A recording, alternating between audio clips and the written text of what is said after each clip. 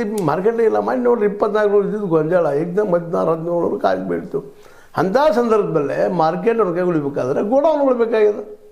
ಪ್ರತಿ ಹಳ್ಳಿಗೆ ಹೇಗೆ ನೀವು ಸಹಕಾರ ಸಂಘದ ನೆಲೆಗಟ್ಟಿನಲ್ಲೇ ಇದು ದೊಡ್ಡ ಬ್ಯಾಂಕ್ ಮಾಡ್ಕೊಂಡು ಸಾಲ ಕೊಟ್ಟು ಏನೋ ಮಾಡ್ತಾಯಿದ್ದೀರಿ. ಪ್ರತಿ ವರ್ಷ ರೈತರು ಏನು ಮಾಡಿರ್ತಾರೆ ಮ್ಯಾಕ್ಸಿಮಮ್ ಅಂದ್ರೆ ಬಡ್ಡಿ ತುಂಬ್ತಾರೆ ಪಾಪ, ಮತ್ತು ಗಂಟೆ ಇದು ಸಾಲ ಮತ್ತು ಒಂದೇ ವರ್ಷ ಮುಗಿಸ್ತಾರೆ ಅಂತ ಹೇಳ್ತಾರೆ. ವರ್ಷ ಬಡ್ಡಿ ಮುಗಿದು ಹೋಗ್ತಾರೆ ಬಿಡ, ಸಾಲ ಹಿರಿದಿಲ್ಲ ಅಡ್ಡಿ ಇಲ್ಲ. ಅದು ಕೋಆಪರೇಟಿವ್ ಬ್ಯಾಂಕ್ ಅಂತ ನೋಡ್ರೆ ಮತ್ತು ಹೊರಗೆ 2 ರಂಗ 3 ರಂಗ ತೊಗೊಂಡ್ರೆ 4 ರಂಗ ತೊಗೊಳ್ಳಂತೆ ಮೋದೋದು ರೈತ ದಿವಾಳಿದವ್ರು ಸಾಕಷ್ಟು ಅದಾರ. ಆತ್ಮಹತ್ಯೆ ಮಾಡ್ಕೊಳ್ಳೋದಂತ ಸಾಮಾನ್ಯ ಆಗಿದೆ ರೈತರಿಗೆ. ಅಂದ್ರೆ ರೈತರು ಆತ್ಮಹತ್ಯೆ ಮಾಡೋಕ್ಕೆ ಮುಖ್ಯ ಕಾರಣ ಅಂದ್ರೆ ಮಾರ್ಕೆಟ್ ಅವ್ರಿಗೆ ಇಲ್ಲ. ಅದಕ್ಕಾಗಿ ಆ ದಿಶೆಯಲ್ಲಿ ಪ್ರತಿಯೊಂದು ಹಳ್ಳಿಗೆ ಗೋಡೌನ್ ಮಾಡುವಂಥದ್ದು, ಗೋಡೌನ್ ಮಾಡೇ ಪ್ರತಿ ಹಳ್ಳಿ ಆಗಬೇಕಿದು, ಒಂದು ಕಡೆ ಆದ್ರಲ್ಲ. ಪ್ರತಿ ಹಳ್ಳಿ ಅವರು ಗೋಡೌನಲ್ಲೇ ಇಟ್ಕೊಂಡು ಯಾರೂ ತೊಗೊಂಡು ಹೋಗಿಲ್ಲಪ್ಪ, ಬೇಕಾದ್ರೆ ಬಂದು ಒಯ್ಲಲ್ಲೇ ಅನ್ನುವಂಥ ಸಿಸ್ಟಮನ್ನು ರೈತರು ಯಾಕೆ ಮಾಡಬಾರ್ದು? ಇದು ಪರಿವರ್ತನೆ ಆಗ್ಬೇಕಲ್ಲ. ಹೌದು, 10 ಜನ ಮುತ್ತಂಗೆ ಮಾಡಿರಿ, ಇದನ್ನ ಹಾಕಿರಿ, ಶಂಕರ ಗೊಬ್ಬರ ಹಾಕಿರಿ, ಎಲ್ಲ ಮಾಡಿರಿ, ಬರೋಬ್ಬರ ಅದು ನಿಮ್ಮ ಸಾವಯವ.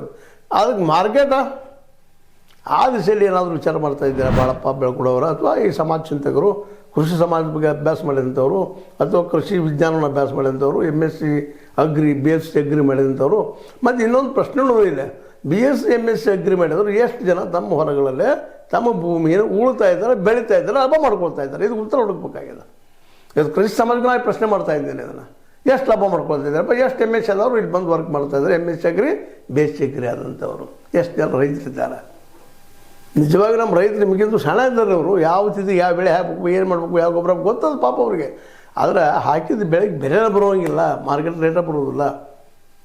ಇದು ಪ್ರತಿ ವರ್ಷ ನಡೆಯುವಂಥದ್ದು. ಹೇಗಾಗಿ ರಾಶಿ ಟೈಮ್ದಾಗ ಆಗ್ತದೆ ಅಂದ್ರೆ ರಾಶಿ ಟೈಮ್ದಾಗ एकदम ಬಂದ ಕೂಡಲೇ ಅದನ್ನು ಮಾರಾಕೊಂಡು ಕೂಡ ಅವ್ರು ಬೇಗ ದುಡ್ಡು ಗೆಲ್ರಂಗೆ ಹೇಳ್ತಾರೆ ಎಲ್ಲ ವಸ್ತು. ಅವ್ರು ಮತ್ತೆ ಯಾಕೆ ದಲಾಲಿ ಮಾಡ್ತಿರ್ತಾರೆ ಅಂದ ತಕ್ಷಣ ಪಾಪ ಗೋಡೌನ್ ಇಟ್ಕೊಂಡಿರ್ತಾರೆ, ಅವ್ರಿಗೆ ಲಾಭ ಬೇಕಾ? ಅದನ್ನು ನೀವು ಇಲ್ಲಿ ಗೋಡೌನ್ ಇಟ್ಕೊಂಡ್ರೆ ಅವ್ರು ಗೋಡೌನ್ ಇಟ್ಕೊಂಡು ರೊಕ್ಕ ಉಳಿತದೆ. ಬರೀ ಸಾರಿಗೆ ಬಂದು ಒಯ್ತಾರೋ, ಅಲ್ಲಿ ನೀವು ಇದನ್ನ ಯಾಕೆ ಕಟ್ಟಬಾರ್ದು, ಬೆಲೆ ಯಾಕೆ